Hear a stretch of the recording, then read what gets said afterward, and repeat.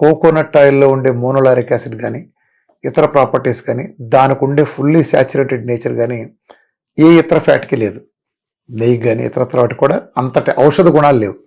So especially psoriasis కోసం మీరు diet చేసేవాళ్ళు కానీ, లేకపోతే క్యాన్సర్స్కి డైట్ చేసినప్పుడు కానీ, డయాబెటీస్ టైప్ 1 కానీ, రొమటైడ్ ఆర్థరైటిస్ కానీ, ఎస్ఎల్ఈ లాంటి ఆటోఇమ్యూన్ డిసీజెస్ అన్నిటికీ, ముఖ్యంగా చర్మానికి సంబంధించి కానీ వీటన్నిటికి కూడా కోకోనట్ ఆయిల్ మాత్రమే ఖచ్చితంగా తీసుకుని తీరాలి.